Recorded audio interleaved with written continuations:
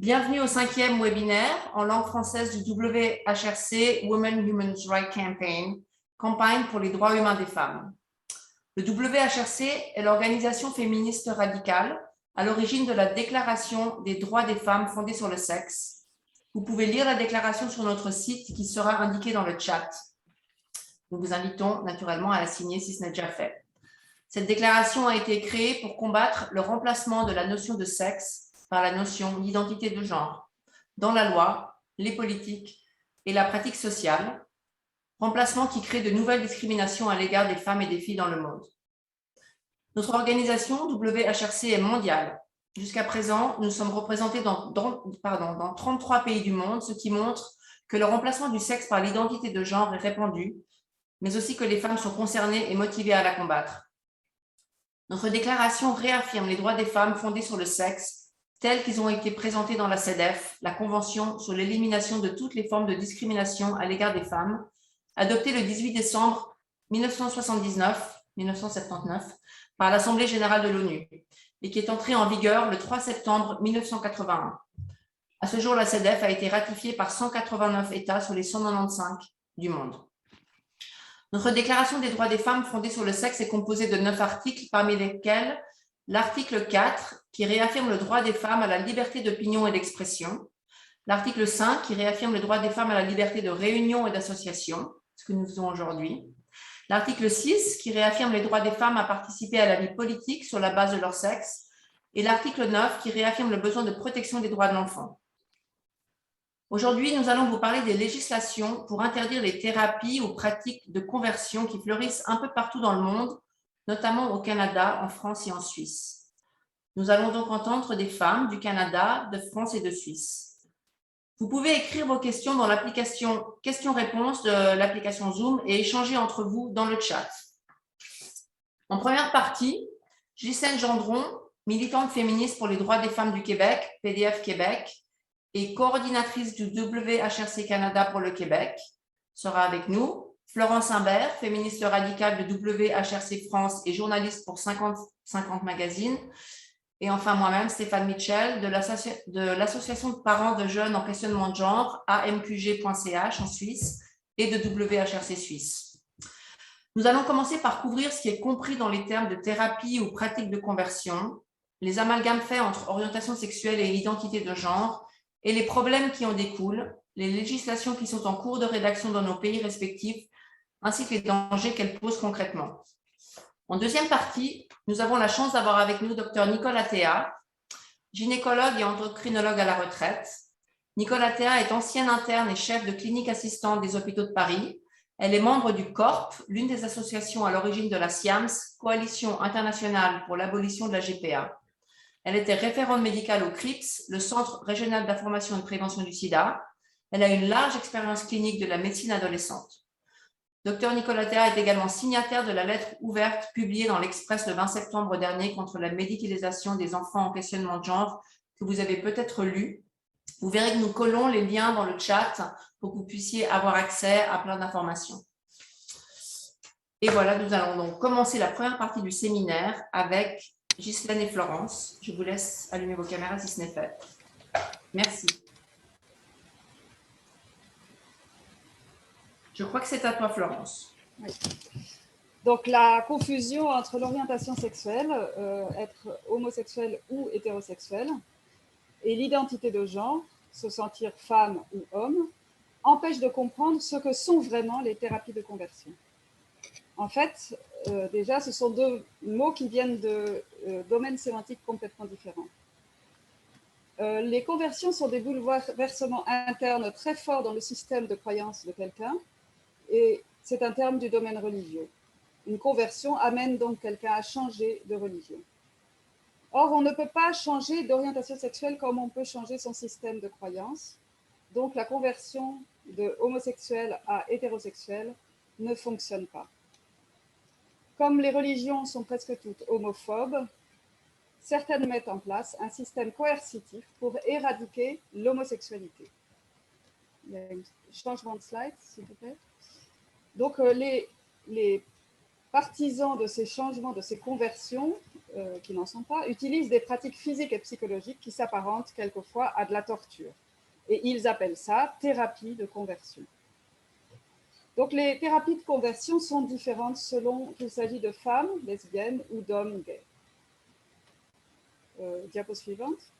Les hommes sont par exemple exposés à des films porno hétéros, soumis à des électrochocs, soumis à des manipulations mentales et mis à l'isolement, ce qui est une torture psychologique. Les femmes sont victimes, en général, les femmes lesbiennes sont victimes de viols qui sont appelés viols correctifs et du mariage forcé. Donc elles sont mariées de force pour les faire sortir de force de l'homosexualité. Évidemment, ces pratiques doivent être interdites et sanctionnées et ne méritent pas le nom de thérapie. Mais les personnes en demande de transition ne sont pas victimes de ces pratiques.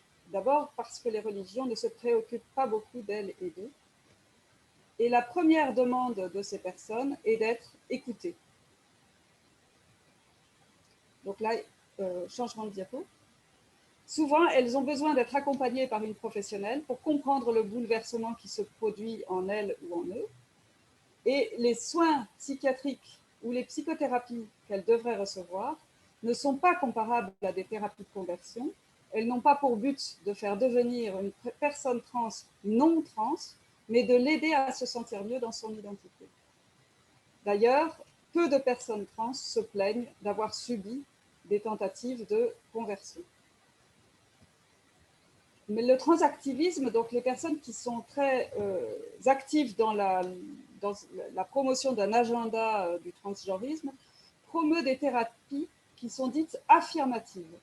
Ces thérapies affirmatives consistent à supprimer, à empêcher tout questionnement sur la possibilité d'une transition et à entamer dès la première consultation d'une adolescente ou d'un adolescent chez un spécialiste par un traitement de bloqueur de puberté et, si c'est un adulte, le traitement par hormones du sexe opposé.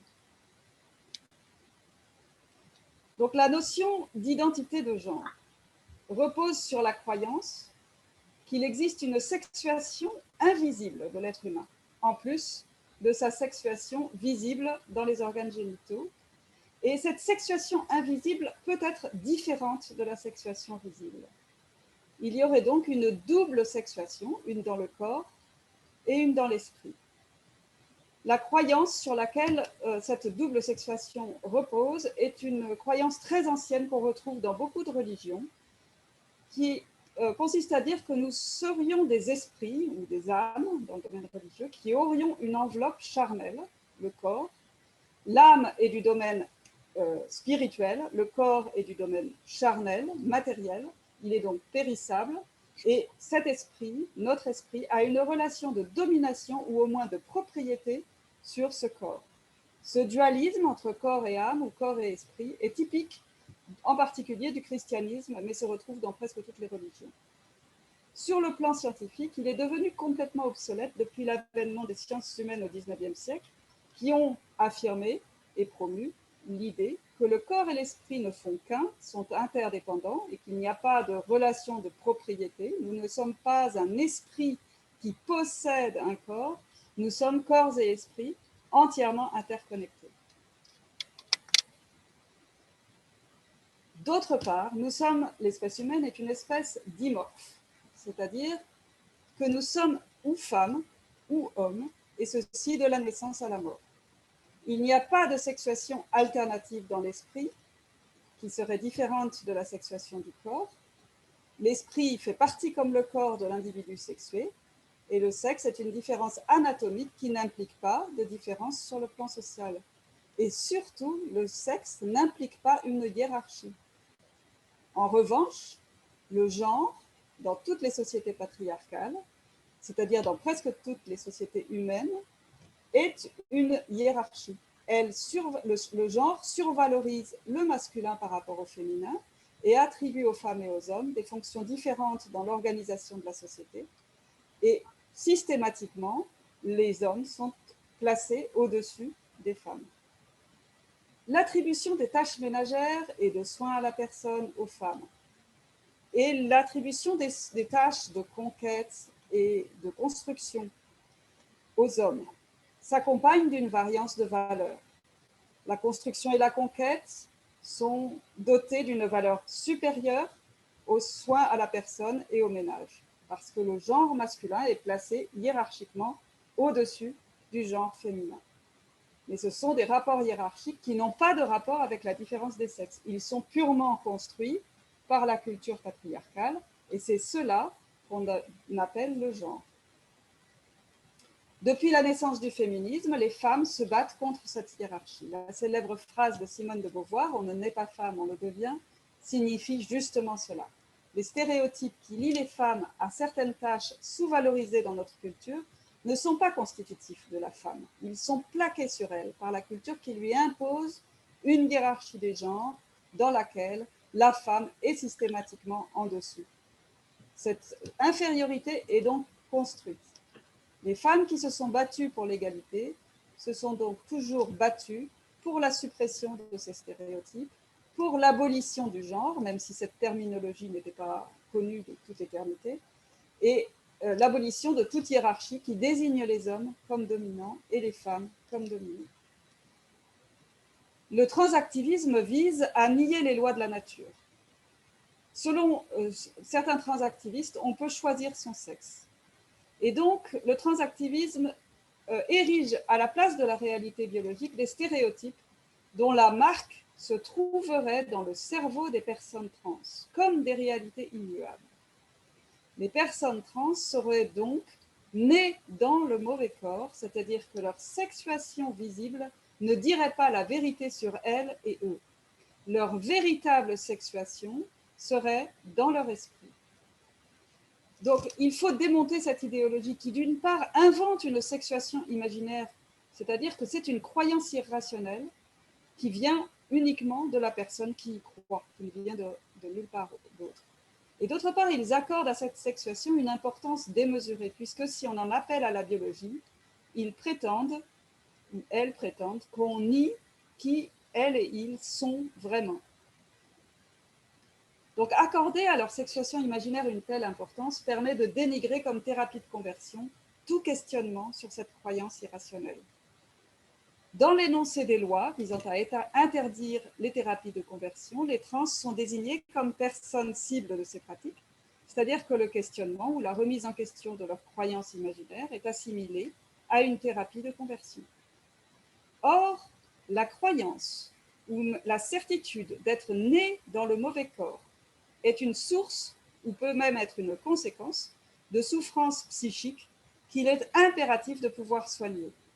C'est un trouble psychique appelé, ça peut être un trouble psychique appelé la dysphorie de genre ou un autre trouble de la personnalité.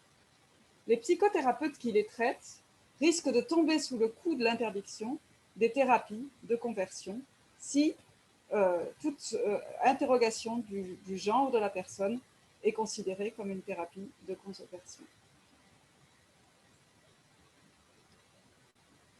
Alors, la dysphorie du genre, comme vient d'en parler Florence, c'est reconnu encore aujourd'hui comme un diagnostic de santé mentale dans le DSM-5. Alors, c'est une condition qui s'apparente bien plus aux autres dysphories du corps qu'à l'orientation sexuelle parce qu'elle est issue d'un sentiment de discordance avec son corps, en l'occurrence son sexe anatomique, bien sûr. Alors, si on voulait absolument la comparer à une autre condition, ça serait beaucoup plus pertinent de la comparer, par exemple, à l'anorexie. Alors, les jeunes filles qui souffrent d'anorexie perçoivent leur corps différemment de l'image qui est retournée par le miroir. Alors, l'anorexie produit aussi une souffrance psychologique. Et comme la dysphorie du genre, elle requiert parfois des soins médicaux et des traitements. L'homosexualité, non. Elle ne requiert pas de traitement ni de soins médicaux. C'est du traitement de cette souffrance psychologique chez les enfants qu'il est question dans les projets de loi qui visent à interdire les thérapies de conversion. Jusqu'à aujourd'hui, cette souffrance psychologique était soignée en appliquant des principes de précaution et en respectant l'éthique de la profession.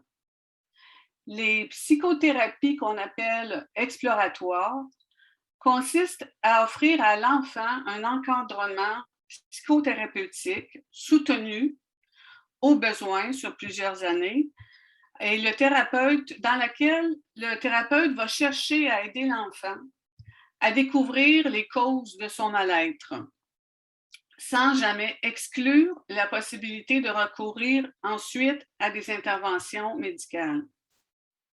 Cette approche-là tient compte des recherches médicales qui ont démontré que 60 à 90% des enfants souffrant de dysphorie du genre dans la petite enfance se réconcilient avec leur sexe anatomique après l'adolescence. Alors, autrement dit, c'est très important, l'expérience de la puberté semble agir pour cette majorité d'enfants dysphoriques comme un traitement naturel qui réconcilie sa psyché et son corps physique. Alors, ces thérapies exploratoires sont maintenant, ce qu'il faut savoir dans les projets de loi sur les thérapies de conversion, c'est que ces thérapies exploratoires-là dont on vient de parler sont maintenant associées à de la conversion par les transactivistes. L'interprétation voulant que les thérapies exploratoires sont perçues comme des tentatives de conversion a été soutenue par les activistes dans les médias canadiens et partout ailleurs. Alors, ce qu'on voit sur la diapositive, c'est exactement ce qui s'est passé ici au Canada, à Toronto, il y a quelques années. Alors, un client expert de renommée mondiale, le Dr Zuka, que vous voyez dans la petite photo de droite, a été accusé de pratiquer des thérapies de conversion. À l'époque, on appelait ça de la reparative thérapie. Et son centre de traitement a été fermé.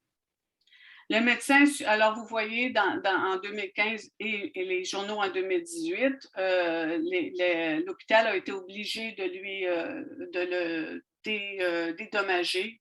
Il a obtenu une somme de 500 000 $ à cause de sa réputation a été, autrement dit, rétablie. Alors, mais il a quand même perdu sa direction au centre hospitalier de Toronto. Alors, ce médecin-là suivait des enfants dysphoriques depuis plus de 30 ans et préconisait une approche qui visait, dans un premier temps, à aider l'enfant à se sentir confortable dans son corps. Le premier but, c'était ça. Alors, ces travaux font référence et sont cités encore aujourd'hui dans toutes les recherches sérieuses sur ce sujet.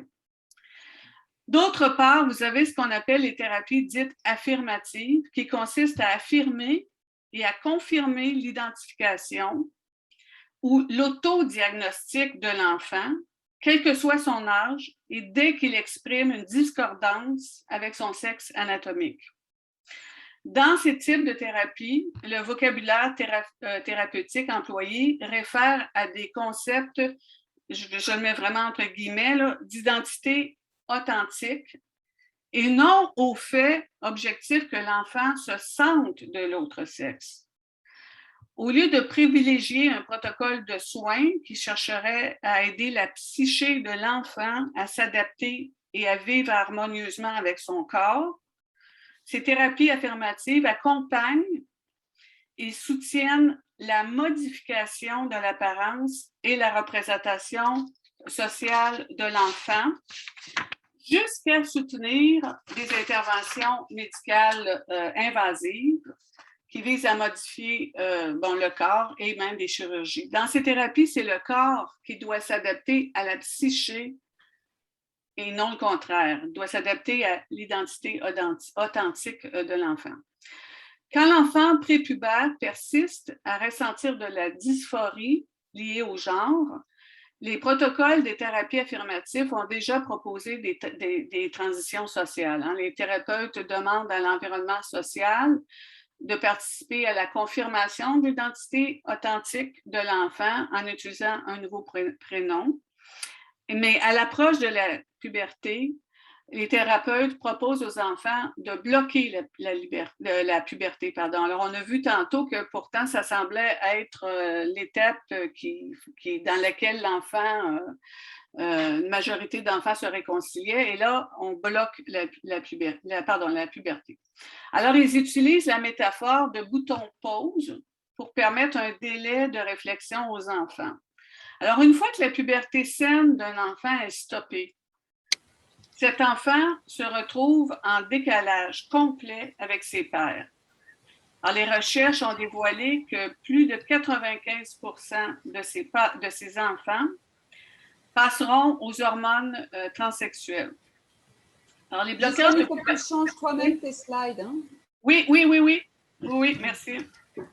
Alors, les bloqueurs de puberté administrés pendant une période de 2 ans et plus empêchent l'apparition des caractéristiques sexuelles secondaires, la mutilation sexuelle et le développement de la densité osseuse.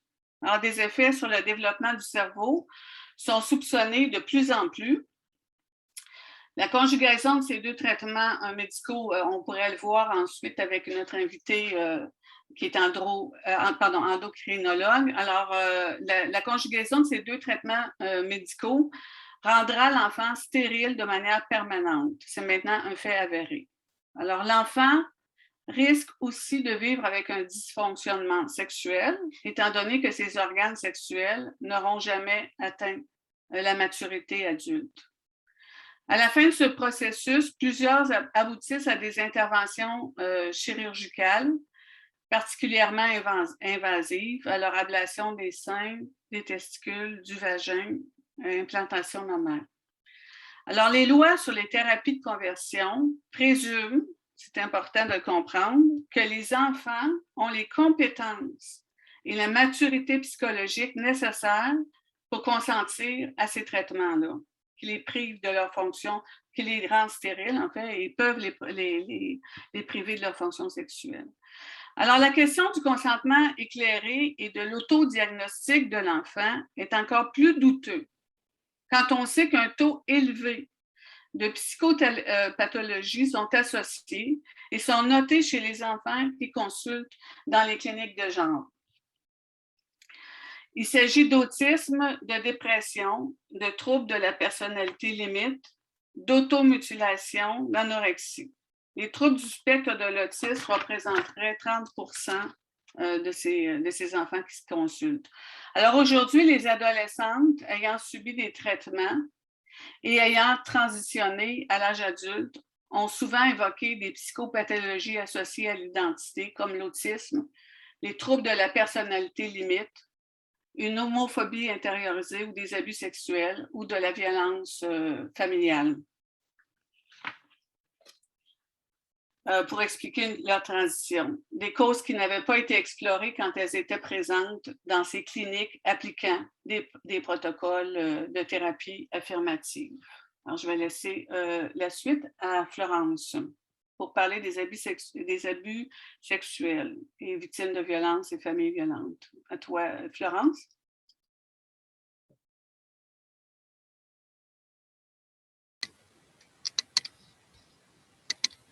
Les enfants victimes de viol emportent le traumatisme pendant longtemps dans leur vie d'adulte. Et souvent, ils ont été terrorisés et forcés au silence par l'agresseur. Quelquefois, il et elle parlent. Et alors, je précise qu'il y a autant de filles que de garçons en dessous de 10 ans et qu'au-delà de 10 ans, les filles sont largement majoritaires. Donc, il y a beaucoup aussi de garçons concernés dans les plus jeunes. Par les abus sexuels et les viols dans l'enfance.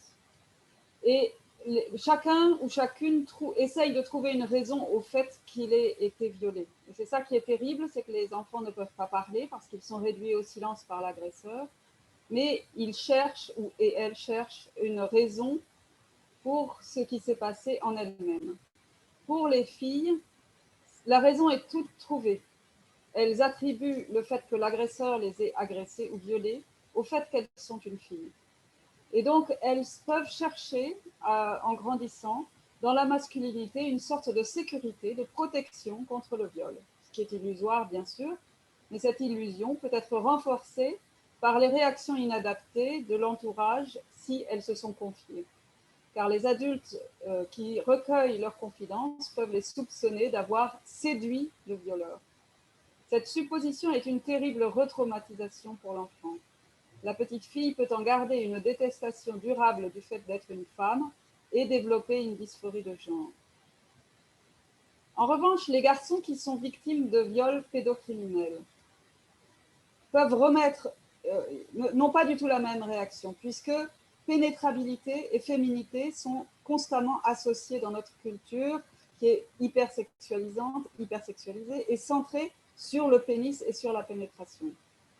Donc, les garçons qui sont victimes de viols pédocriminels attribuent le fait d'être violés à la féminité. Ils ont honte de ne pas avoir su se défendre comme un homme, comme l'expression qu'on entend tout le temps quand on est un petit garçon dans son enfance. Et donc, ils se voient comme efféminés, mal à l'aise dans le fait de devenir un homme. Ils se sentent inadaptés à ce corps d'adulte qu'ils vont avoir et même incapables d'assumer un corps d'homme. De plus, ils peuvent, en réaction au viol subi, refuser de devenir eux-mêmes des violeurs potentiels et donc développer une dysphorie de genre à cause de ça. Un autre facteur à considérer, j'espère que tout le monde m'entend bien parce que j'ai eu des petites notes dans le chat. Ok, j'y vais. Un autre facteur à considérer, c'est que de manière majoritaire, la non-conformité aux stéréotypes de genre dans l'enfance ou le rejet de ces stéréotypes préfigure souvent que ces enfants deviendront des adultes homosexuels ou bisexuels.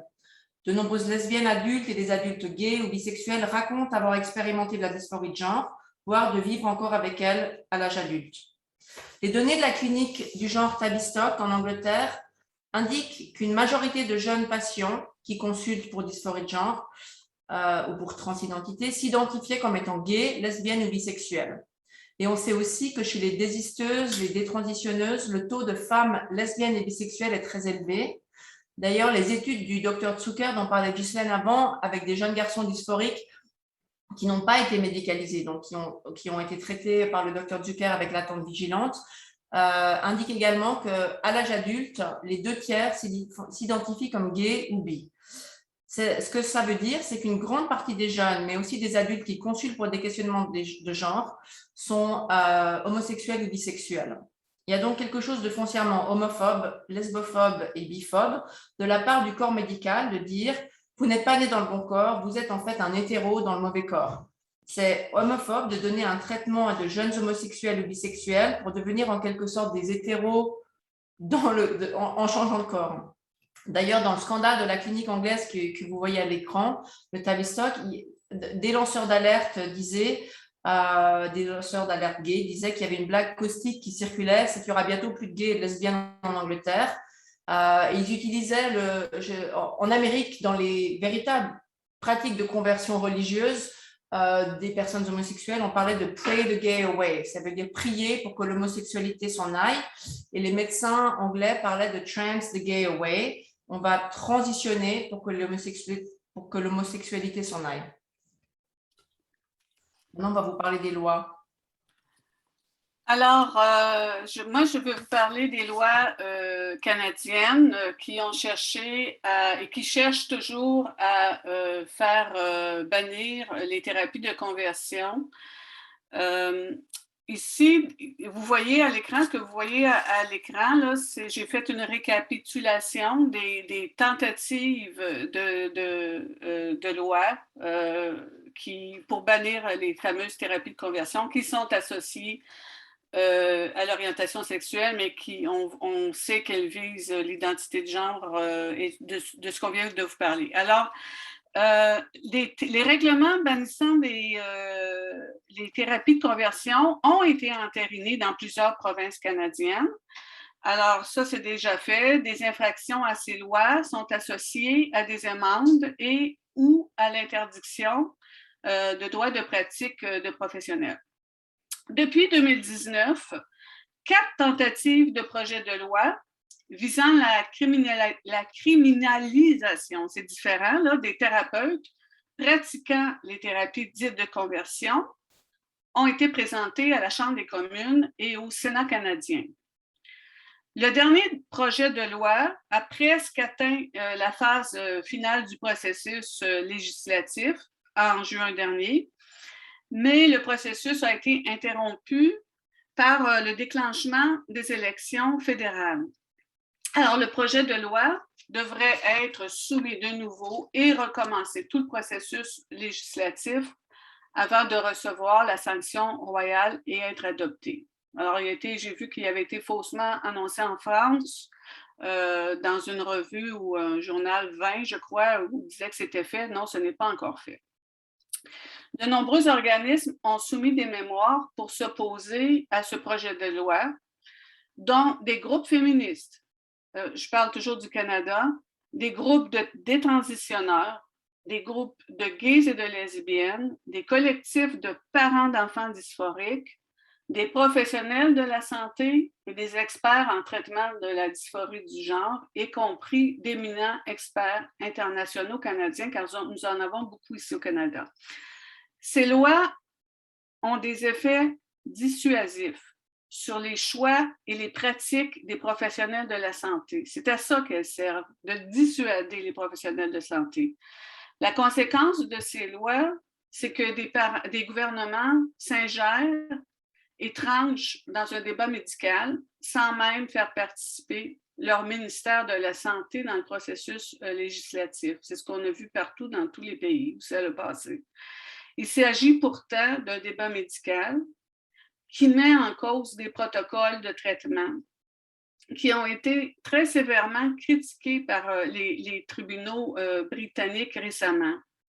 Les récents jugements ont mis en lumière de graves lacunes, ce qui n'empêche pas les gouvernements de considérer ces traitements sous l'angle du droit pénal, du droit humain, et de trancher dans un débat médical en étiquetant du terme « conversion » les thérapies qui cherchent à explorer les causes de la souffrance des enfants.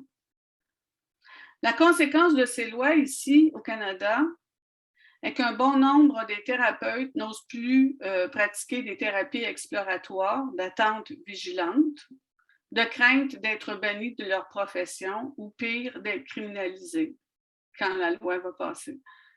Les parents d'enfants dysphoriques doivent parcourir des centaines de kilomètres pour trouver un thérapeute qui applique les principes de précaution et qui font pourtant partie de leur éthique professionnelle.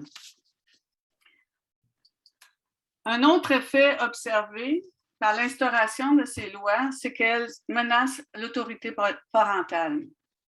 Un peu partout à travers le monde, nous assistons à de graves ingérences des administrations publiques qui passent outre l'autorisation parentale, soit parce que les parents sont inquiets des effets secondaires de la biomédicalisation, ce qui me paraît normal, soit qu'ils s'objectent au protocole de thérapie affirmative ou qu'ils pensent que les difficultés de l'enfant sont attribuables à une autre psychopathologie, comme l'autisme, par exemple, ou le trouble de la personnalité limite.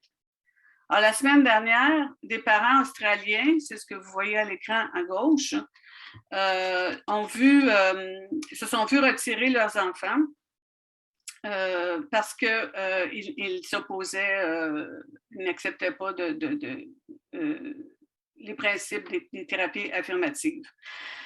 La garde leur a été retirée. Là.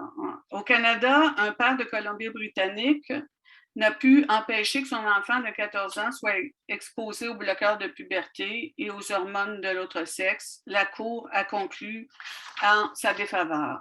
Alors, je vais laisser Stéphane parler de la loi suisse maintenant. Pardon, j'étais tellement prise parce que tu disais. Alors oui, en Suisse, en 2019, le Conseil fédéral suisse a rejeté une motion parlementaire déposée par une centriste de guérir les mineurs homosexuels.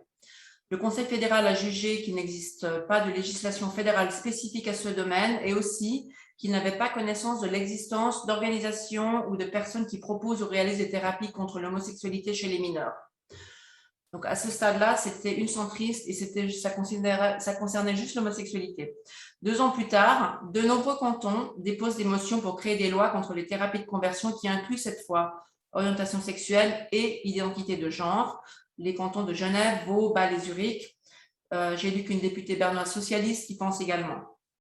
À Zurich, la motion d'un parlementaire vert vient d'être rejetée car le Conseil d'État a jugé préférable d'avoir une loi fédérale et de l'ancrer non pas dans le droit pénal, mais dans le droit pénal et non pas dans le droit médical, ainsi que la motion le demandait.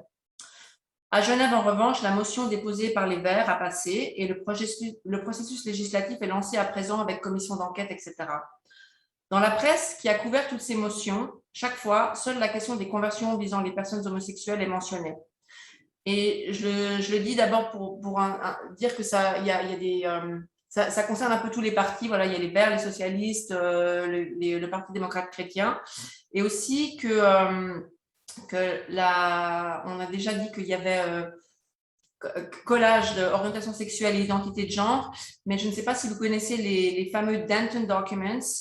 Il y aura un lien dans le chat. C'est un mémo stratégique rédigé par l'une des plus puissantes études d'avocats qui conseille comment introduire l'identité de genre dans les législations autour du monde. Cette grande étude d'avocats américaine conseille aux transactivistes de toujours lier l'identité de genre, je ne sais pas pourquoi à un autre projet politique qui est à la faveur du public, tel que la cause homosexuelle. C'est donc exactement ce qui se passe dans ces nouvelles lois anti-pratiques de conversion. Il n'y a pas réellement de besoin de légiférer contre les thérapies de conversion homosexuelle, même si naturellement nous sommes tous ici contre, mais il faut maintenant que ces lois incluent l'identité de genre et l'interdiction de la questionner. Et d'ailleurs, la définition de l'identité de genre n'est jamais donnée dans les motions non plus. Maintenant, Florence va vous parler de la France. Alors en France, il y a eu diverses tentatives depuis 2010 pour remplacer le sexe par le genre dans les textes de loi. Et le lobby transactiviste a guetté ce qu'on appelle les fenêtres d'opportunité législative, c'est-à-dire quand il y a une loi dans laquelle on pourrait glisser l'interdiction des thérapies de conversion. Donc il y a eu d'abord la loi sur le mariage pour tous en 2013, mais ça n'a pas marché. Et du coup, il y a eu les lois de 2016 sur la modernisation de la vie publique. Et ils ont obtenu, dans le cadre de la modernisation de la vie publique, la déjudiciarisation partielle du changement de sexe à l'état civil, qui n'est donc plus soumis à un traitement médical ou chirurgical, mais il n'y avait pas d'évocation des thérapies de conversion.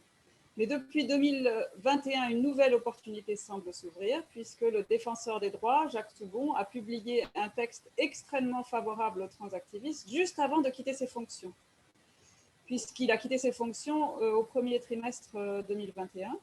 Actuellement, celle qui a repris le poste de défenseuse des droits, Claire Hédon, qui a été nommée à sa place, n'a pas publiquement pris le relais de ces revendications et elle ne s'est pas prononcée sur le sujet, jusqu'au mois de septembre 2021, où ont été évoquées ces thérapies de conversion. Elle est donc favorable à leur interdiction. Et on se demande si elle ignore la confusion qui est faite entre orientation sexuelle et identité de genre, mais il est évident qu'elle a repris, les mêmes collègues qu'avait Jacques Toubon avant, du temps où c'était Jacques Toubon, qui sont extrêmement favorables au transactivisme. Merci Florence. Alors avant de donner la parole à Nicole, je fais vite un petit tour d'horizon rapide de ce qui se passe dans les autres pays. La Finlande, comme vous le savez peut-être, a décidé il y a plus d'1 an de favoriser la thérapie exploratoire des jeunes en questionnement de genre au détriment du fameux protocole hollandais transaffirmatif.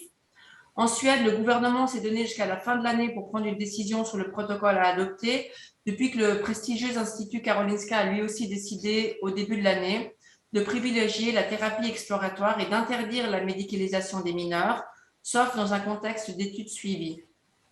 En Australie et en Nouvelle-Zélande, où la question d'interdire les thérapies de conversion d'identité de genre se pose de manière très actuelle maintenant, il y a des commissions d'enquête, le Collège royal des psychiatres vient de prendre formellement position pour la thérapie exploratoire. Et bien sûr, il faut quand même qu'on parle de l'Angleterre et de Keira Bell, une femme qui avait reçu des bloqueurs de puberté à 16 ans, puis de la testostérone, et qui à 23 ans s'est retrouvée avec une double mastectomie, une voix altérée, un système pileux masculin et probablement stérile. Cette jeune femme a intenté un procès à la clinique de genre anglaise, le Tavistock, qui l'avait médicalisée. ardent qu'elle ne pouvait pas consentir à ces conséquences et qu'elle était juste une jeune fille perdue qui avait besoin de thérapie. Le jugement de la Haute Cour en décembre 2020 a fait le tour du monde. Les 3 juges ont épluché des milliers de documents et sont arrivés à la conclusion que les traitements administrés aux mineurs sont expérimentaux, sans effet positif majeur et que les mineurs sont incapables de consentir aux conséquences des traitements hormonaux, notamment des bloqueurs de puberté. Ces juges ont alors interdit la médicalisation aux moins de 16 ans et exigé que les 17 à 18 obtiennent le hockey d'un tribunal.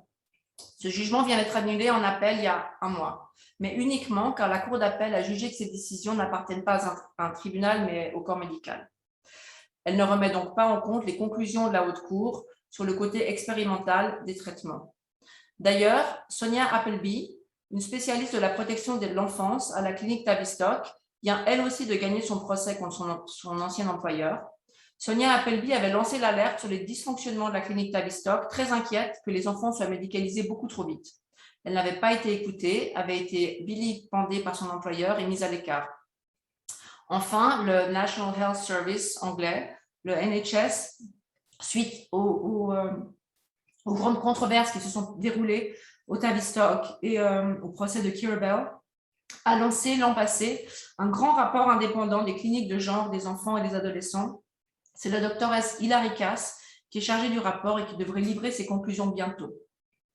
Et enfin, concernant les thérapies de conversion en Angleterre, l'Angleterre y réfléchit aussi. Et du coup, James Esses, qui est un étudiant en pédopsychiatrie, a lancé une pétition afin que le gouvernement réponde à la question de potentielles interdictions de pratiquer des thérapies exploratoires avec les mineurs en questionnement de genre.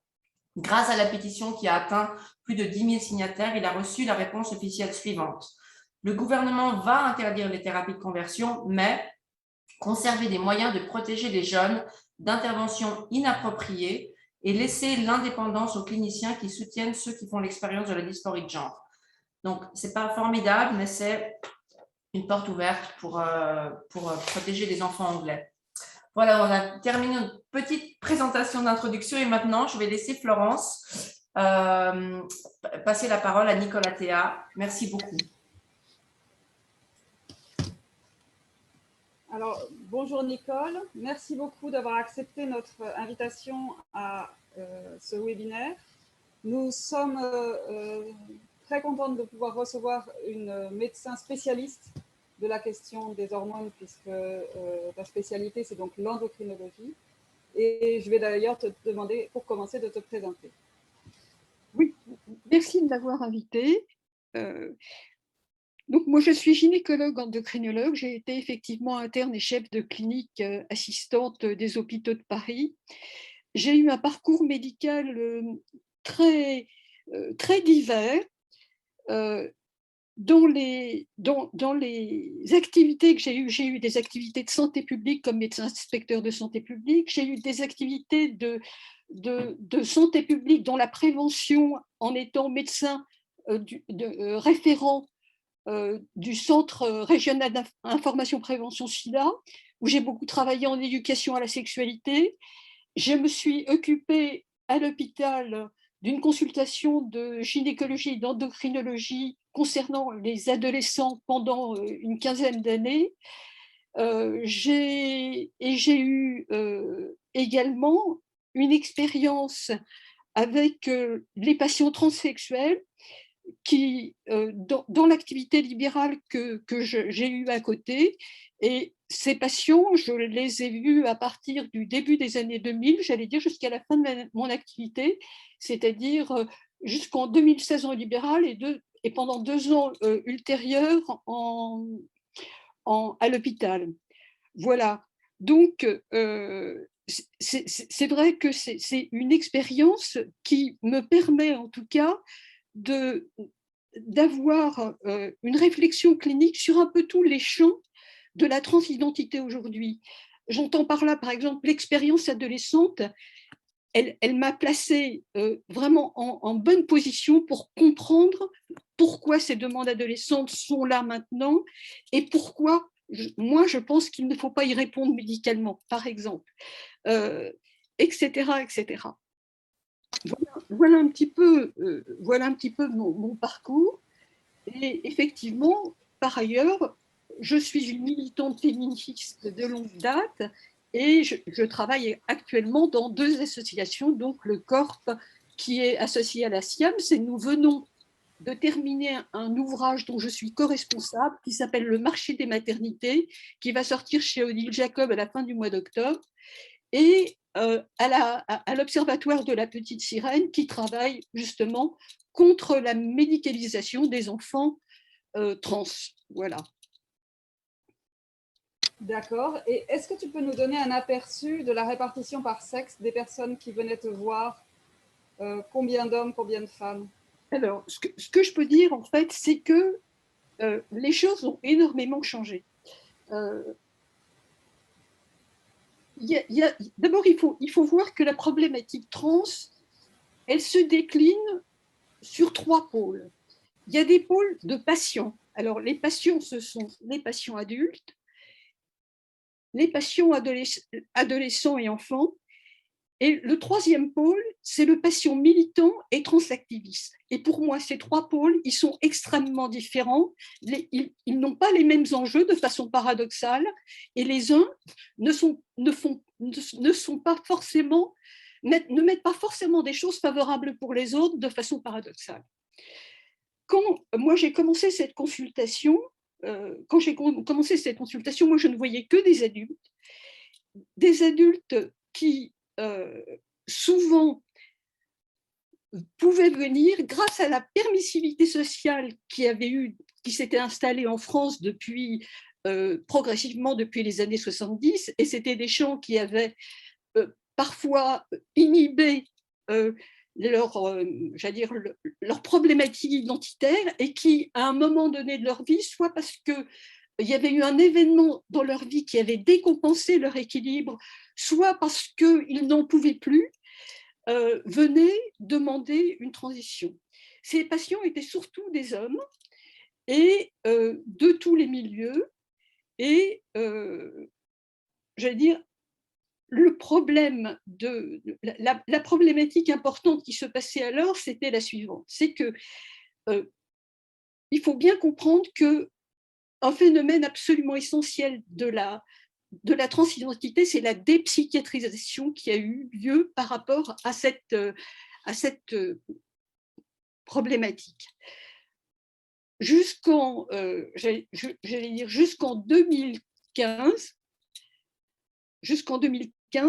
là où est paru le DSM-5, qui montre que l'incongruence de genre, c'est 6 mois de disharmonie de genre, et c'est une souffrance ou pas de souffrance, mais un risque de souffrance lié à ça, et deux facteurs qui vont qui vont corroborer le diagnostic, qui est par exemple vouloir porter des vêtements de son sexe ou être reconnu comme étant du sexe que l'on dit. Voilà, ce diagnostic d'incongruence de genre, il a complètement changé la donne, parce qu'auparavant, le diagnostic de dysphorie de genre nécessitait 2 ans de dysphorie avant de pouvoir intervenir. Donc, c'est véritablement des choses qui changent complètement la donne. Le deuxième élément qui a changé la donne, c'est la dépsychiatrisation, notamment au niveau de l'OMS, qui a fait que l'incongruence de genre est passée de la rubrique psychiatrique à la rubrique santé sexuelle. Donc, auparavant, quand il y avait 2 ans d'attente, il y avait la nécessité, ou en tout cas, il y avait la nécessité, oui, d'une certaine façon, la nécessité d'avoir une psychothérapie, une psychologisation qui permettait d'aboutir à un certificat donné par le psychiatre pour commencer une médicalisation. Aujourd'hui, avec la dépsychiatrisation et avec les 6 mois de diagnostic pour affirmer une incongruence de genre, eh ben, on n'a plus besoin de certificat de psychiatre, on n'a plus besoin d'aucune prise en charge psychologique, c'est-à-dire que c'est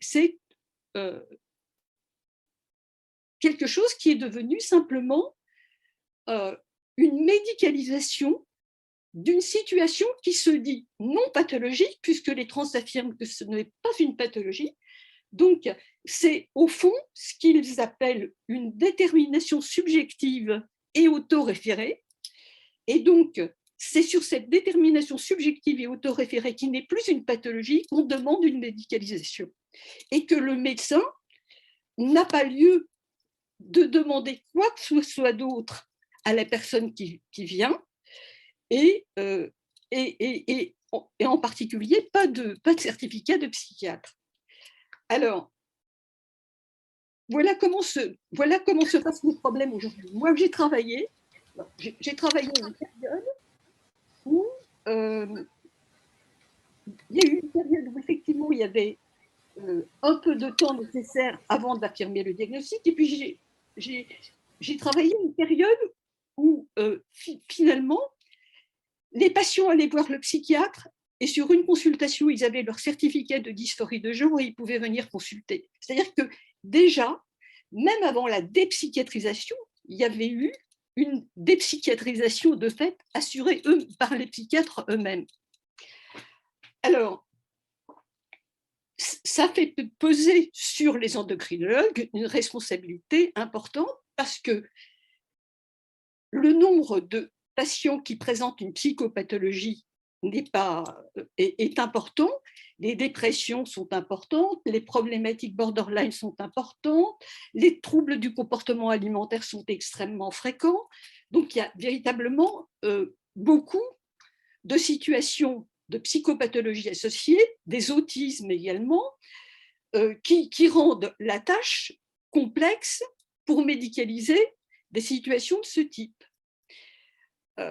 Ça c'est la première chose. Et la deuxième chose, c'est que la mise en place du traitement ne résout pas aussi simplement le malaise ou la souffrance psychique que les patients ont tendance à le penser. Et que pour certains, le fait que ça aille pas vite ou que ça change rien, eh bien, ça peut les conduire à des tentatives de suicide. Et moi, j'en ai observé plusieurs après la mise en place du traitement, parce que justement, les patients étaient complètement déçus alors qu'ils attendaient des transformations très importantes. Donc, voilà un petit peu quelle a été la situation des patients que j'ai vus. Et avec le temps, une chose a changé, c'est que l'arrivée des jeunes a été massive, c'est-à-dire que sont arrivés brutalement un flot de jeunes de 18 ans pétants qui venaient juste à la majorité de demander un traitement de transition dans les mêmes conditions que les autres, c'est-à-dire soit avec un certificat de psychiatre, soit avec rien du tout maintenant. Et ces jeunes-là, ils sont exactement dans la même situation que les adolescents qui sont mineurs. Ce sont des jeunes qui ont des psychopathologies très, très fréquentes. C'est des jeunes qui habitent chez leurs parents, qui ne sont pas autonomes et dont la souffrance psychique est souvent très grande. Et le problème pour un médecin somaticien, c'est de répondre à une demande en sachant que la problématique psychologique n'est pas prise en charge et ne va pas être prise en charge parce que très souvent, ces adolescents sont dans le refus d'une psychothérapie. Et je veux dire que là, il y a dans l'idéologie trans a joué un rôle majeur parce que quand vous allez dans la littérature transactiviste, les psys, c'est le diable.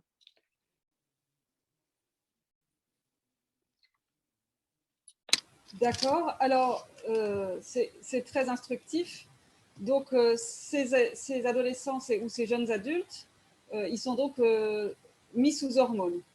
C'est la somatisation, c'est ça, c'est le traitement hormonal. La médicalisation, c'est ça. Voilà. Alors, quelles hormones, à qui, et qu'est-ce qu'elles ont comme effet secondaire et qu'est-ce qu'elles ont comme effet tout court, d'ailleurs?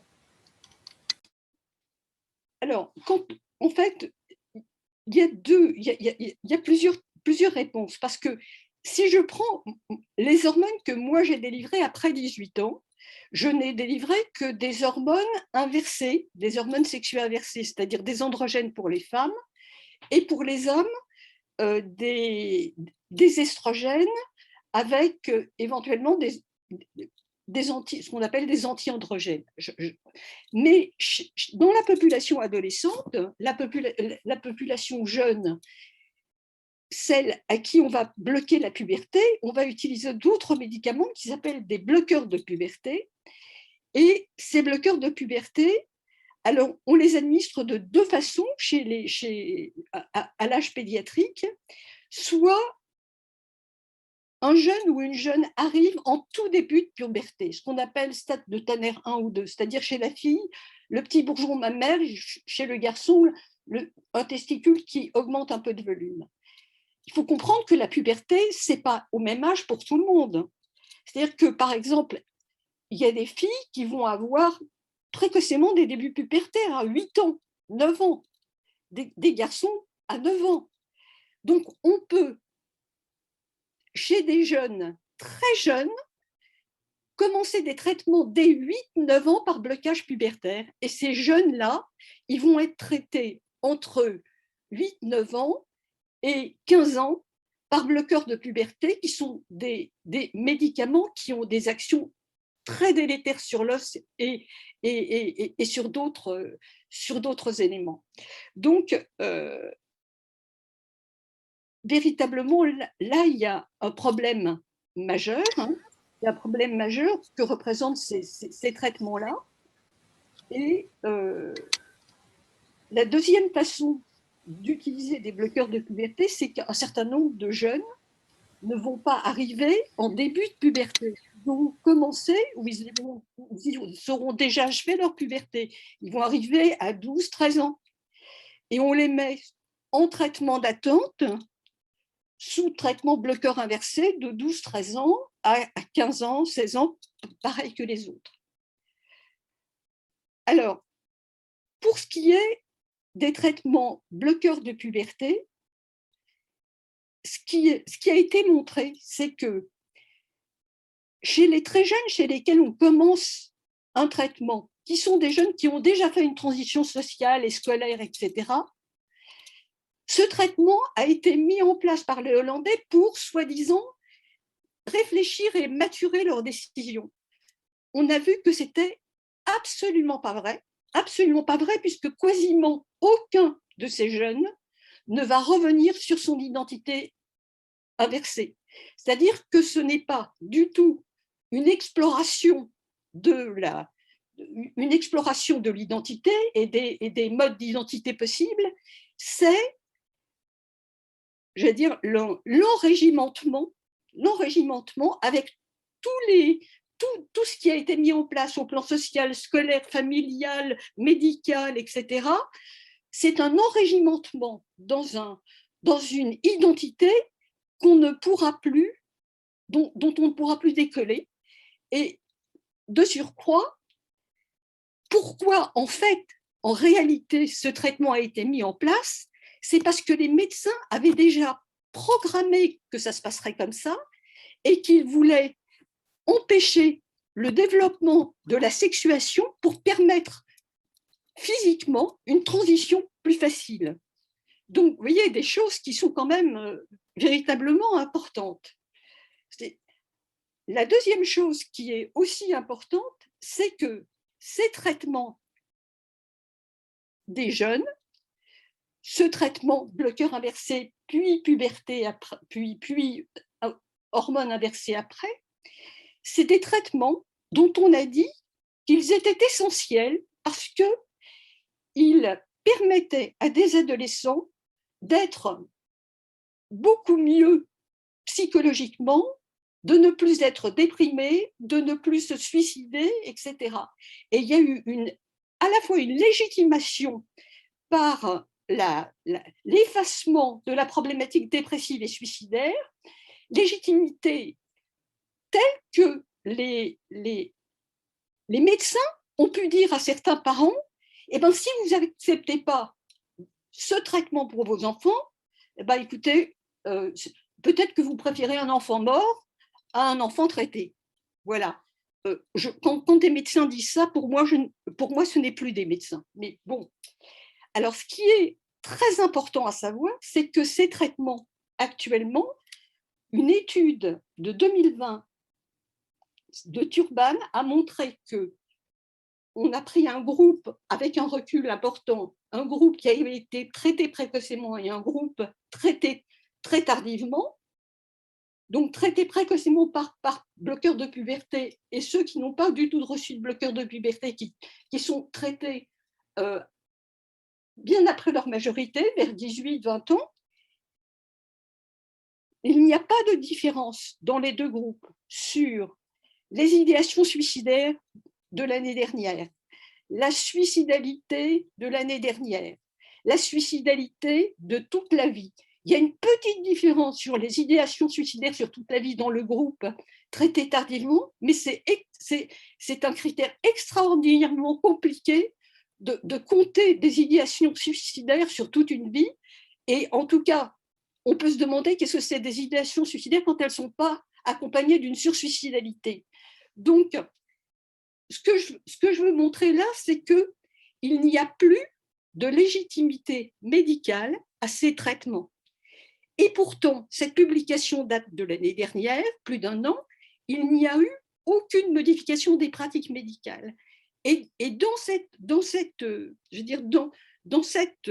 prise en charge, ce qu'il faut voir, c'est que, par exemple, on sait très bien que les traitements mis en place précocement font qu'on ne revient pas, on continue.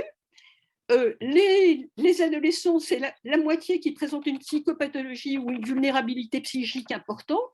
Et Zucker dit, à juste titre, que il y a une surestimation de la dysphorie de genre et une sous-estimation de la psychopathologie, et ce sont des choses que j'ai vues. Donc, vous voyez, tout se passe comme si finalement, on a beau avoir des informations qui devraient permettre de changer les pratiques, tout se passe comme si, quand des croyances sont installées, on ne revient pas dessus, on continue comme si de rien n'était, ce qui est quand même pour moi, médecin, absolument incroyable. Donc ça, c'est pour les adolescents. Pour les bloqueurs de puberté, je ne vais pas détailler les effets négatifs. Ghislaine en a parlé, des effets neurologiques, des effets osseux, des effets possibles sur la stérilité, du fait de priver des jeunes d'une adolescence et de toutes les expérimentations qu'on fait lors d'une adolescence qui met ces jeunes complètement en décalage avec leur père. Donc tout ça, c'est effectivement extrêmement important. Ça me conduit à dire d'ailleurs un mot là-dessus, c'est que tous ces adolescents qui sont traités, ils sont en situation, j'allais dire, de ce qu'on appelle, nous, des malades chroniques. C'est-à-dire que c'est la maladie chronique à l'adolescence, c'est des situations qui sont très péjoratives pour le développement psychique d'un enfant, parce que ça met des enfants sous la dépendance des parents un peu plus que d'habitude, et que ce qui devrait être les mouvements de séparation-individuation qui sont nécessaires à l'adolescence, ou d'agressivité d'adolescents qui sont importants, ils sont coupés à cause de ce qu'on a mis en place. C'est-à-dire que véritablement, il y a des retentissements sur le développement psychologique et psychique d'un jeune quand il est pris dans ces traitements. Pour ce qui est des hormones inversées, les hormones inversées, c'est donc, je vous l'ai dit, soit les estrogènes, soit avec les anti-androgènes, soit les androgènes.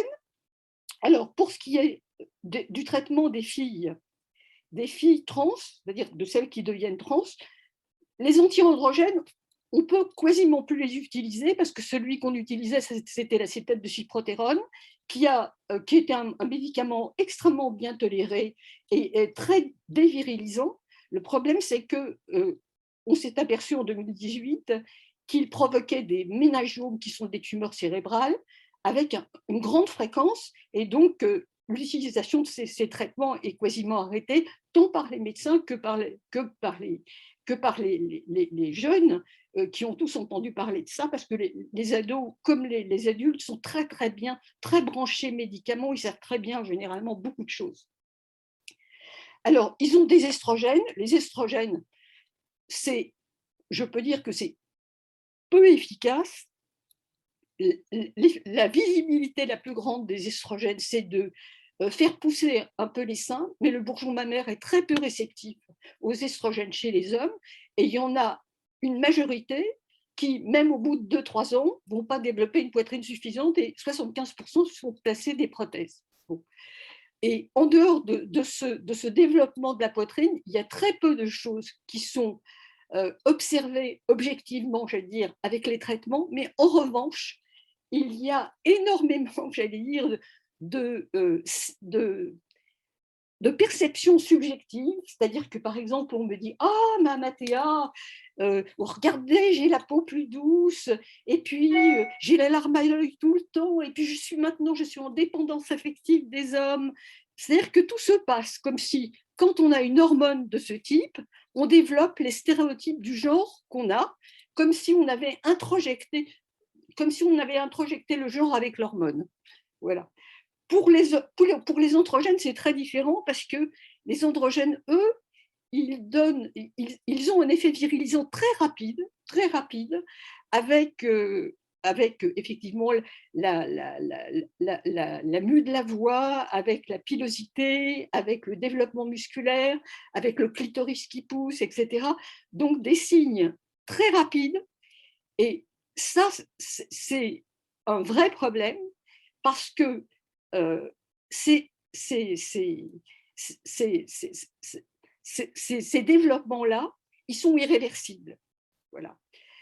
Alors, quand une fille jeune commence, comme Clarabelle l'a fait, un traitement, par exemple, à 16 ans, à 17 ans, elle va être virilisée, très virilisée, et si à 20 ans, elle a envie d'arrêter son traitement, eh ben, elle va se retrouver très embêtée, et elle peut avoir eu en plus des médecins qui ont proposé ou accepté des mammectomies, parce que ces filles, elles se mettent un binder pour comprimer la poitrine, qui est souvent pas très bien toléré, et il y a des propositions médicales qui peuvent être le binder, on peut faire la mastectomie, voilà. Sauf que le problème, c'est que la mastectomie, c'est pas réversible non plus.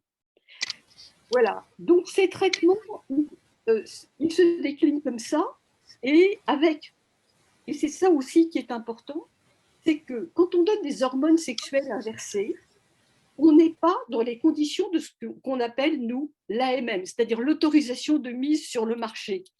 L'autorisation d'une mise sur le marché, c'est un certain nombre d'études qui ont été faites sur une population déterminée et qui permettent de dire il y a tel effet secondaire.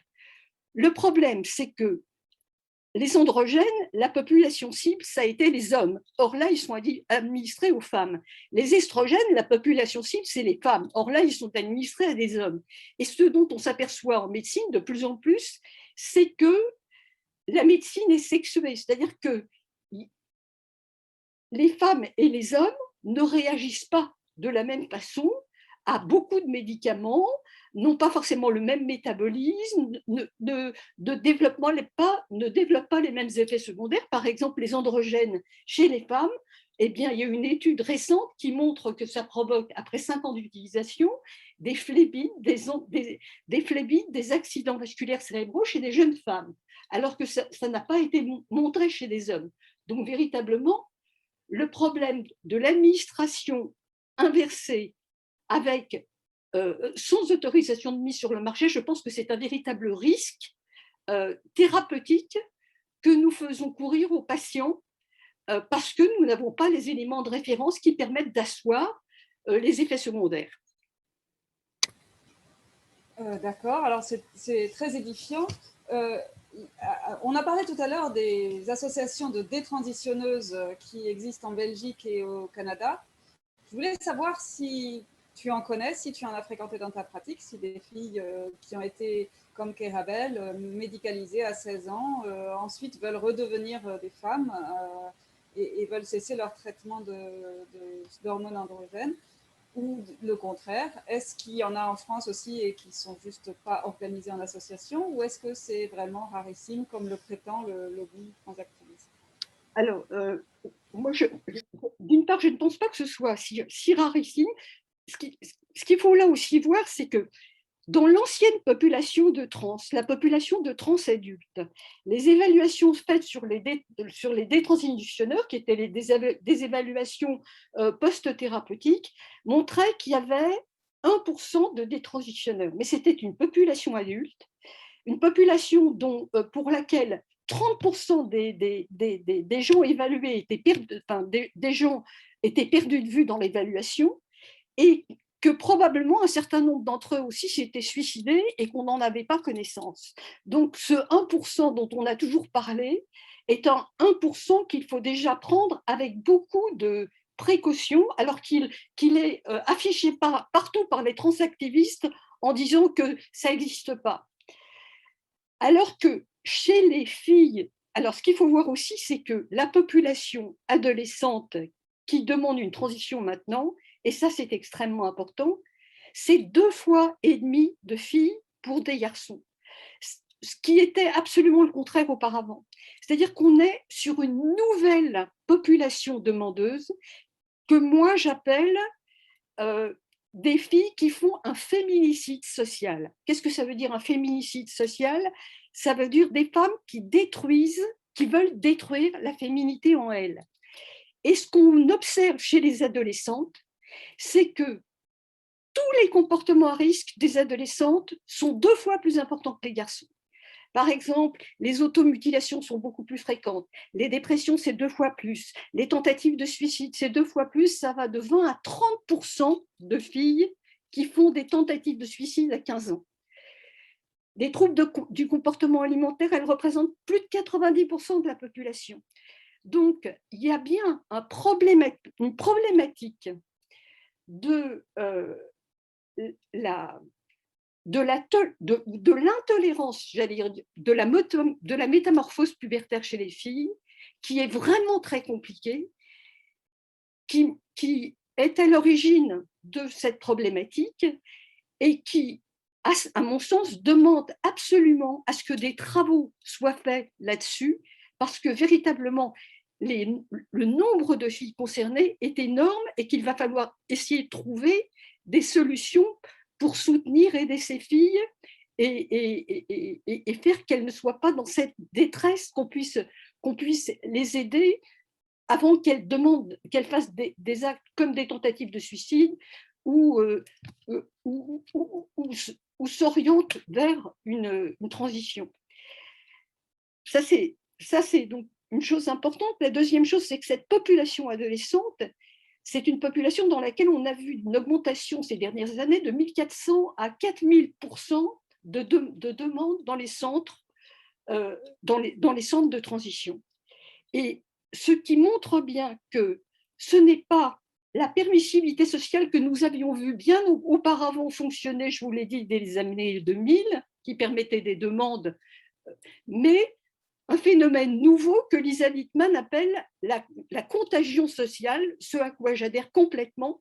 Il n'y a pas une seule adolescente aujourd'hui qui vienne demander une transition sans avoir fonctionné sur les réseaux sociaux et trouver une identification de trans à un témoignage de trans trouvé sur réseau social. Donc là, on a véritablement une contagion sociale qui s'est mise en place et sur laquelle aussi il va falloir réfléchir, parce que on le voit bien, les jeunes détransitionneuses, et c'est souvent des filles, les jeunes détransitionneuses qui arrivent à 20 ans, 21 ans, etc., c'est des filles qui ont eu ce parcours-là et qui ont eu ce parcours-là et qu'on n'a pas aidé. Hein. Kerabel dit justement, j'étais une fille en détresse et on m'a traitée comme une expérience. Et je trouve que c'est un mot terrible pour un médecin d'entendre ça. Et alors, au niveau quantitatif, les détransitionneuses disent qu'elles représentent 6 à 8% de la population. Hein. D'accord, merci beaucoup pour toutes ces explications. Et alors, la dernière question, ce serait, qu'en est-il des thérapies de conversion? Est-ce que tu as des patients ou des anciens patients qui se sont plaints d'être victimes de thérapies de conversion? Non, j'en ai absolument aucun. Voilà, j'en ai absolument aucun qui se soit plaint de ça. J'ai des patients qui se sont plaints de la psychothérapie parce que ça les emmerdait. Par exemple, une patiente de 25 ans, je lui demande son parcours. Elle me dit, moi j'ai fait une psychothérapie dans un centre agréé. Alors je dis, alors comment ça s'est passé ta psychothérapie? On m'a dit, je voyais un psychothérapeute tous les 3 mois, puis de toute façon il changeait à chaque fois, il se rappelait jamais ce que j'étais, et puis de toute façon moi ça m'intéressait pas. Et puis voilà, à 1 an j'ai eu mon certificat, c'est un certificat valide de centre agréé, je suis allée me faire opérer. Voilà. Vous voyez, ça c'est des choses que j'ai entendues. Ça c'est des choses que j'ai entendues. C'est-à-dire une inadéquation complète entre ce qui est proposé à des adolescents et ce qui peut leur servir. Alors, il faut dire qu'ils en ont aussi une responsabilité parce qu'ils sont dans une telle, je veux dire, psychophobie que ils sont très réticents à y aller. Ces adolescents-là, comme beaucoup d'adolescents, ils ne sont pas. Si on parle par le corps, comme la transition, c'est parce que le reste n'est pas dissible. La souffrance n'est pas dissible autrement que par le corps.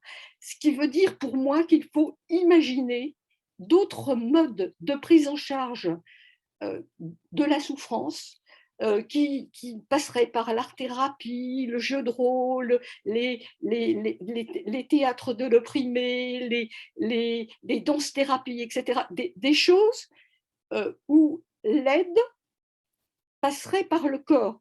Voilà. Et ça, j'y crois beaucoup et je trouve très, très dommage que très peu de lieux, quasiment pas de lieux en France que je connaisse, ou très peu de lieux, même dans le monde, aient mis en place ce type de prise en charge adolescent. Alors, pour ce qui est des thérapies de conversion, si je peux, j'ai encore 5 minutes parce que je voudrais raconter une histoire. Je peux? Oui, oui, pas de problème. C'est pour vous montrer à quel point ce qu'on appelle les thérapeutiques proactives me semblent dangereuses et c'est elle qui devrait être qualifiée de thérapie de conversion. L'histoire, c'est une petite fille, 6 ans, que tu as un peu mon garçon manqué, qui vit dans une famille qui est en train de se déchirer avec une séparation parentale qui se passe de façon catastrophique et une mère qui exige d'avoir la garde exclusive des enfants. Cette petite fille, à l'école, elle va demander elle est en maternelle, elle demande à ses copains de l'appeler Joe. Et la maîtresse convoque la mère pour lui expliquer ça. Il y a une consultation avec, je pense que c'est une assistante sociale ou une psychologue scolaire qui dit à la mère sur une consultation dans un climat comme ça, je pense que ce n'est pas une phase et que ce n'est pas un caprice son problème. Donc la mère se met à appeler cette petite fille Jo et se met à l'habiller en garçon, etc. Mais quand cette petite fille va chez son papa, son père est complètement ébahi de voir ce qui se passe, de voir qu'on l'appelle Jo, qu'on l'habille en garçon. Il va lui acheter des vêtements de fille, ce à quoi elle est tout à fait d'accord. Et donc, passer d'un parent à l'autre dans ces conditions est extrêmement difficile. Et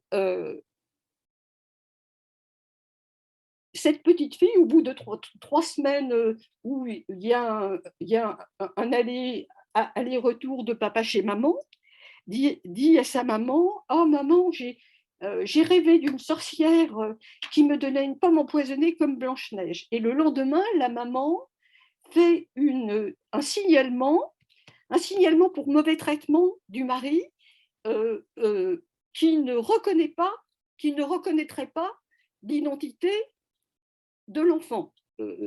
Personne ne sait exactement, peut-être que le mari, il peut penser que ce n'est pas le moment, peut-être, bon, mais en tout cas, voilà comment ça se présente. Et ce que disent les gens qui sont les soignants pro-trans, proactifs, la première chose à faire dans cette histoire, c'est de prendre ce petit garçon dans son identité authentique et la légitimer, voilà, et ensuite de s'occuper du conflit familial. Alors, on sait par exemple très bien, De Segli l'a montré, que les familles dysfonctionnelles jouent un rôle très important pour la mise en place des problématiques transidentitaires chez les enfants, de même qu'on sait que chez les parents de ces enfants-là, on retrouve dans 38% des cas des problèmes psychiatriques ou des 38% des cas des problèmes somatiques graves.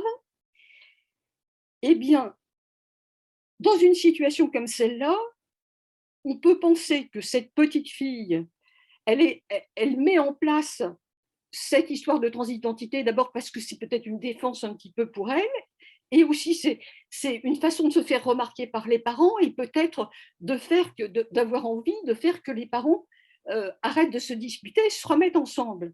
C'est-à-dire que cette transidentité dans ce contexte-là, à mon sens, on ne devrait pas pouvoir l'étiqueter comme absolue, mais comme réactionnelle à une situation, et qu'on devrait donc mettre en place les jugements qui permettent de pacifier la garde des enfants et de l'organiser, de prendre en charge cette petite fille en psychothérapie et la famille si c'est possible, et de se donner un peu de temps avant de décider avec elle, de voir comment vont évoluer les choses. À mon sens, mettre en place ce que les pros, je ne sais plus comment on les appelle, décider dans une situation comme ça, de mettre en place immédiatement une identité qui serait authentique alors qu'elle n'est pas plus authentique, elle n'a rien d'authentique, cette identité-là. Elle est véritablement pas autre chose que réactionnelle. Moi, je trouve que c'est du mauvais traitement. Oui, donc on pourrait dire que cette enfant, elle est victime de mauvais traitements en réponse à sa détresse, en fait. Parce qu'elle a exprimé une détresse qui n'avait rien à voir avec son sexe, mais avec la situation familiale. Absolument.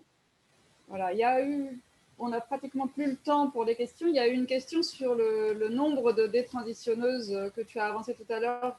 Il y en aurait 8 à 10%. Il y a quelqu'un qui a demandé de quoi de l'ensemble des filles qui ont demandé une transition? De 6 à 8%. C'est les évaluations que font les détransitionneuses dans les blogs et dans les instances, et qui essaient de voir un petit peu qu'est-ce qu'elles représentent, et elles émettent des chiffres de cet ordre-là. C'est-à-dire toutes celles qui ont été en situation de transition, alors qui peut ne pas être nécessairement une transition médicale, et qui ont détransitionné. D'accord. Merci beaucoup pour toutes ces informations très précieuses. Je repasse la parole à Stéphane. Merci beaucoup. Voilà, on a commencé un peu en retard, donc on a dû couper Nicole, qui est passionnante. Je crois qu'on va te réinviter, Nicole, parce qu'on pourrait t'écouter encore 1 heure. Il y avait une demande dans le chat que tu nous redises, que tu nous cites l'étude. Tu as mentionné l'étude de Jack Turban, c'est ça? Oui. C'est celle-ci, mais qui a été pas mal contestée, n'est-ce pas, ou sur l'idéation? Non, c'est pas celle-là de Turban voilà. qui a été contestée, c'est pas celle-là. celle de turban que je te dis, elle n'est pas contestée. Ah, d'accord. Parce que celle de turban qui est contestée, c'est justement… Parce que ce qui est extraordinaire, c'est que ce turban, c'est un type qui est pro-bloqueur de puberté, etc. Alors, il a fait des papiers qui sont très en faveur de ça. Oui. Et c'est ces papiers-là qui ont été contestés. D'Angelo a fait une réponse à Turban, justement, sur le fait que ce qu'il proposait comme thérapie était… ça ne tenait pas la route. Il y avait des problèmes méthodologiques de ce qu'il proposait qui étaient importants. D'accord, ok. Ce qui est extraordinaire, c'est que ce fameux Turban, il met en place une étude pour montrer qu'il va défendre les bloqueurs et, manque de bol, la statistique, elle parle et elle montre que la suicidalité est exactement identique dans les deux groupes. Les idéations suicidaires, elles sont exactement identiques dans les deux groupes. Il y a un petit truc d'idéation suicidaire supérieure dans le groupe pas traité. Et en plus, chez les ados traités tôt, ils vont pas bien du tout. Il y a 25% d'addiction, il y a je sais pas combien de dépression. Vous voyez? Donc, bon, ok. voilà. Et est-ce que du coup, on te demandera le lien et peut-être qu'on le donnera au prochain webinaire, parce que là, on va pas se mettre à rechercher. Mais merci 1000 fois pour ton temps. C'est vraiment très précieux d'avoir une médecin qui puisse s'exprimer sur ces questions parce que c'est très important. Merci d'avoir accepté l'invitation. On est donc arrivé à la fin du webinaire. Merci à tout le monde. Merci Ghislaine et Florence pour vos présentations. Mesdames qui nous écoutez, si vous désirez agir, vous pouvez rejoindre les sections de WHRC nationale. Florence et Ghislaine, vous pouvez remettre vos vidéos, comme ça on vous voit pour se dire au revoir. La vidéo de ce webinaire sera diffusée prochainement sur YouTube. Vous recevrez le lien par mail.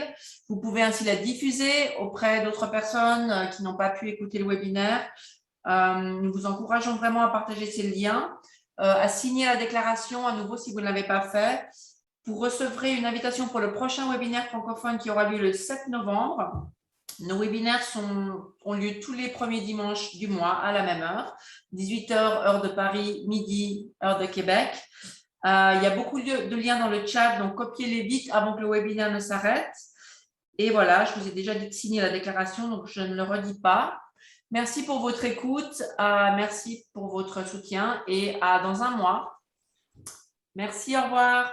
Merci, au revoir tout le monde dans un mois. Merci Nicole et Stéphane et Florence. Merci, au revoir. Nicole. Au revoir. Au revoir.